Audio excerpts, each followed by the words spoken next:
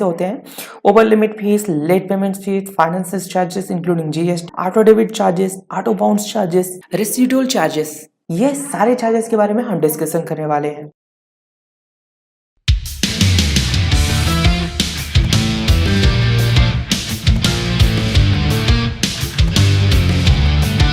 आज मैं बात करने वाला हूँ क्रेडिट कार्ड के बारे में। क्या आपके पास भी क्रेडिट कार्ड है? आप डेबिट कार्ड कम और क्रेडिट कार्ड ज्यादा यूज करते हैं? एक शॉर्ट में समझते हैं क्रेडिट कार्ड और डेबिट कार्ड में क्या डिफरेंट है। क्रेडिट कार्ड आपको कहता है हम तुम्हें पैसे देते हैं और तुम मुझे महीनों के बाद पैसे वापस कर दो। डेबिट कार्ड आपका पैसा है, आपके बैंक पे पड़े हैं, वो खत्म तो आपको नहीं मिलने वाला वापस। ये वीडियो बनाने का पर्पस ये नहीं है कि आप क्रेडिट कार्ड मत लो। क्रेडिट कार्ड आप लो, उसे यूज करो, बट कुछ चीजें हैं जो आपको नोटिस करनी चाहिए और जो आपको अगर ध्यान नहीं देते हैं इन चीजों को तो बहुत ज्यादा मिस होता है और उसके बाद आपको बहुत सारे चार्जेस लग सकते हैं। ये वीडियो आपके लिए है। अगर आपको कोई भी यहाँ पे डेफिनेटली चार्जेस लगे हैं या फिर कोई भी चार्जेस आपको लगे हैं तो ये वीडियो को मिस मत करिएगा, आपके लिए बहुत इंपॉर्टेंट है। अलग अलग डिपार्टमेंट्स, अलग अलग बैंक के अलग अलग क्रेडिट कार्ड, अपने अपने पॉलिसी, अपने अपने रूल्स। एक शॉर्ट में समझाता हूँ कि आपको डेबिट कार्ड दिया जाता है जब आपने अपने बैंक का खुलाया, उस बैंक में पैसे रखे हुए हैं, आपने उस पैसे को यूटिलाइज यूज करने के लिए आपको एक डेबिट कार्ड दिया जाता है, मतलब एटीएम कार्ड जैसे आप बोलते हो नॉर्मल भाषा में।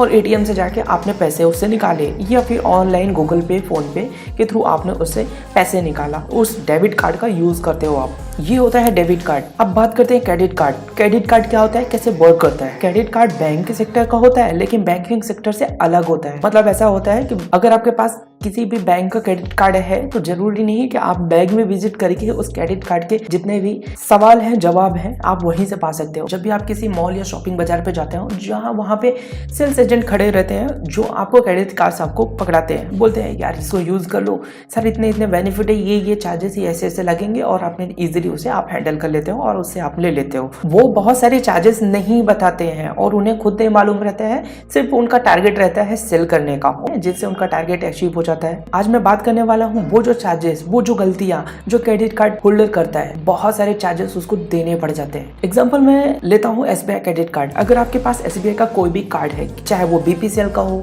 या फिर सिंपली क्लिक हो, सिंपली सेव हो, मास्टर, वीजा, कोई सा भी कार्ड क्यों ना हो, सबके अलग अलग बेनिफिट, अलग अलग चार्जेस, अलग अलग एनुअल फीस होते हैं। मतलब कि आप एसबीआई का क्रेडिट कार्ड ले रहे हो लेकिन कौन सा ले रहे हो वो डिपेंड करता है। अगर आप क्रेडिट कार्ड यूज करते हो तो उस बेस पे आपको क्रेडिट कार्ड लेने की आवश्यकता होती है। यानी आप एसबीआई का कार्ड तो ले रहे हो, एसबीआई का कौन सा कार्ड आपको दिया जा रहा है ये इंपॉर्टेंट है। कभी कभी सेल्स क्या होते हैं, आपको नॉर्मल कार्ड की जगह आपको प्रीमियम कार्ड दे देते हैं जिससे हाई चार्जेस आपको देने होते हैं। जहां आपको 499 रुपए देना होता है वहां आपको 4999 देना पड़ जाता है। मतलब ओवरऑल आपको 5000 का यहाँ पे आपको वो कार्ड पकड़ा देते हैं और आपको अंदाजा भी नहीं रहता, आपको लगता है सिर्फ केवल 499 का कार्ड है। इस चीज के लिए जो सतर्क रहिए, जब भी आप फॉर्म अप्लाई करते हैं वहां पे आपको कांटेक्ट करना रहता है कस्टमर केयर को कि आपको जो कार्ड दिया जा रहा है क्या वो 499 वाला है या फिर 4999 वाला कार्ड दिया जा रहा है। इसके लिए जरूर एक बार कांटेक्ट करिए ताकि आपकी बेहतर मदद हो सके। एग्जाम्पल लेते हैं एसबीआई। एसबीआई के बहुत सारे कार्ड है। एसबीआई का कौन सा क्रेडिट कार्ड आप ले रहे हो, किसमें यूज बेस आपका ज्यादा है? मतलब अगर आप ऑनलाइन शॉपिंग ज्यादा करते हो तो एसबीआई,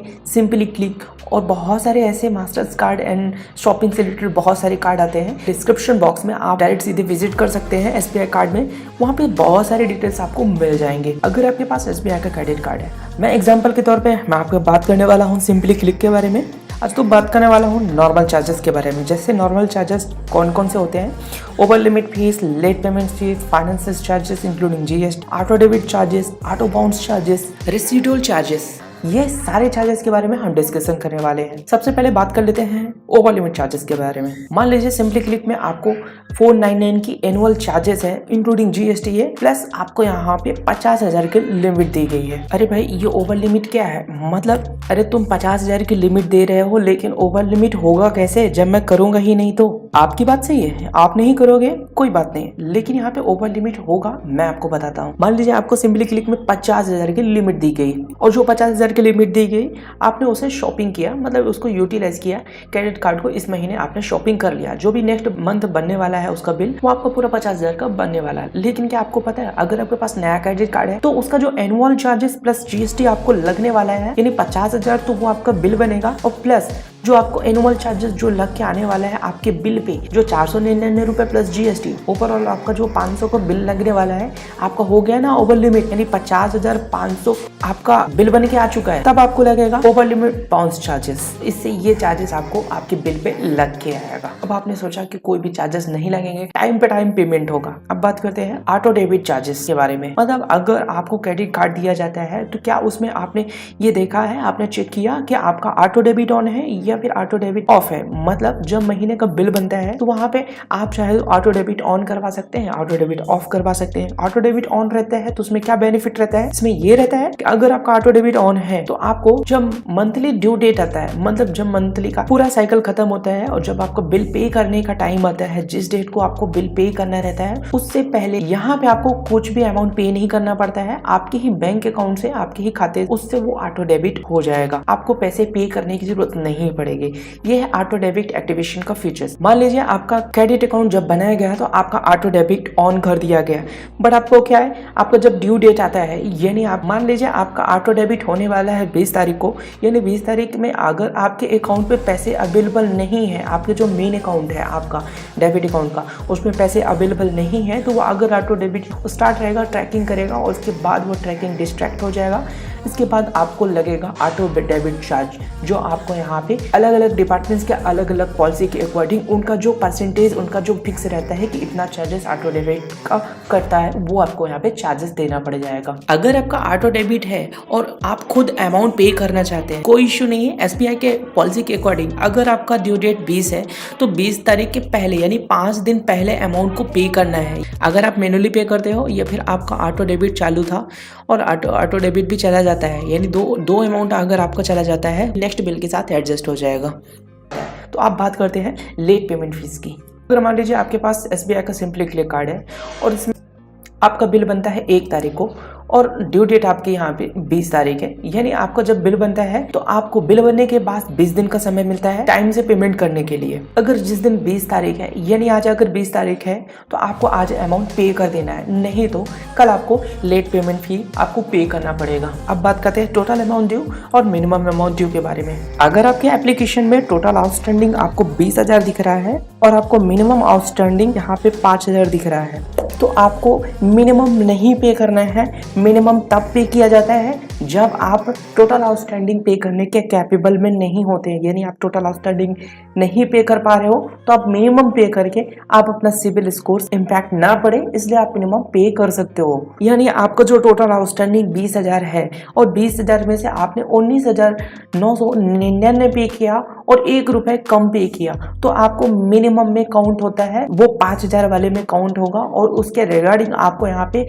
3.5% प्लस जीएसटी आपको टोटल आउटस्टैंडिंग पे आपको चार्जेस लग सकते हैं एसबीआई पॉलिसी के अकॉर्डिंग। तो आप हो सके तो आप एक बार फिर से चेक करिए, जब आप अमाउंट पे करते हो अपने क्रेडिट कार्ड का तो आपको टोटल आउटस्टैंडिंग पे करना है। अगर आप कैपेबल नहीं है टोटल आउटस्टैंडिंग पे करने के लिए तो आप मिनिमम अमाउंट पे करके अपना सिविल को इम्पैक्ट बचा सकते हैं और 3.5% प्लस जीएसटी आपको यहाँ पे करना पड़ेगा जब नया बिल आएगा। बहुत सारे ऐसे लोग होते हैं जो ये गलती करते हैं कि वो मिनिमम ही अमाउंट पे करते रहते हैं और उन्हें पता नहीं होता है कि ये बिल खत्म क्यों नहीं हो रहा है। अगर उन्होंने कोई लोन लिया है या फिर कोई भी सामान परचेज किया हुआ है तो ये बहुत बड़ी उनसे मिस्टेक हो जाती है और वो मिनिमम अमाउंट पे करते रहते हैं। उन्हें टोटल आउटस्टैंडिंग का कुछ आइडिया नहीं रहता है कि टोटल आउटस्टैंडिंग हमें पे करना चाहिए। जो एप्लीकेशन पे उन्हें शो होती है वो वही अमाउंट वो पे करते हैं। बहुत ज्यादा जब वो चार्जेस हो जाता है तब उनको रियलाइज होता है कि हमने क्या गलती की। आप ये गलती मत दोहराइएगा। एंड देन अब बात करते हैं एटीएम से पैसे निकालने पर क्या होगा। अगर आप एटीएम से पैसे निकालते हो क्रेडिट कार्ड से तो आपको बहुत सारे चार्जेस आपको लग सकते हैं, बहुत ज़्यादा, यानी 15 से 18% तक आपको यहाँ पे चार्जेस देने पड़ जाएंगे विद इंक्लूडिंग जीएसटी के साथ। और आपको बता दें यानी मिनिमम 500 है, यानी अगर आप एसबीआई के सिंपली क्लिक से अगर आप नॉर्मली एटीएम पे जाके 500 रुपये आप निकालते हो तो 500 रुपये आपको पे करने पड़ जाएंगे एक्स्ट्रा, सिर्फ केवल चार्जेस, यानी मिनिमम 500 है। 500 निकालोगे और 500 पे कर दोगे एक्स्ट्रा, यानी 1,000 आपको यहाँ पे पे करना पड़ेगा। तो एटीएम से भूल कर भी क्रेडिट कार्ड यूज मत करना। बहुत ही ज्यादा इमरजेंसी हो तभी आप क्रेडिट कार्ड का यूज कर सकते हो, जब आप चार्ज को देने के लिए आप कैपेबल, यानी आप इजीली चार्ज को आप दे पाए। एसबीआई क्रेडिट कार्ड की खास बात यह है कि अगर आप यहाँ पे जो भी चार्जेस आपको लगते हैं, auto debit bounce charges, late payment fees charges, finances charges, अगर ये गलती से बाउंस भी होता है, यानी आपने कोई ईएमआई भी करवाया और उसका भी चार्जेस जो बाउंस होता है वो आपने पे नहीं किया, तो वो आपको लगता है रेसिडुअल चार्जेस। मैं एक चीज और क्लियर कर देना चाहता हूँ, अगर आपका ये क्वेश्चन है कि मैंने क्रेडिट कार्ड को ब्लॉक कर दिया है तो फिर क्रेडिट अकाउंट के यहाँ पे चार्जेस क्यों बन के आ रहे हैं, मैं आपको बता देता हूँ। एग्जांपल, अगर आपने किसी भी बैंक में आपने खाता खुलाया है, उसका खाता यहाँ पे पासबुक आपको देता है बैंक, लेन देन कर सके इजिली, ठीक उसी तरह आपका यहाँ पे क्रेडिट अकाउंट खुलाया जाता है और उसके यूटिलाइज, उसको यूज करने के लिए, क्रेडिट अकाउंट को यूज करने के लिए क्रेडिट कार्ड दिया जाता है। अगर कार्ड ब्लॉक है, डैमेज है, डिफेक्टिव है, इशू है, तो प्लीज आप अपने कस्टमर केयर में कॉन्टेक्ट करें और दोबारा से कार्ड रीइश्यू करके आप उसे यूज करिए। अगर आपने क्रेडिट कार्ड को ब्लॉक करा दिया है तो इसका मीन्स ये नहीं होता है अकाउंट आपका क्लोज हो चुका है। आपको यहाँ पे हेल्पलाइन नंबर पे आप फोन करके आपको उसे मैन्युअली बंद करवाना रहता है। वीडियो अच्छी लगे तो प्लीज लाइक करिएगा, शेयर करिएगा और सब्सक्राइब करना मत भूलिएगा।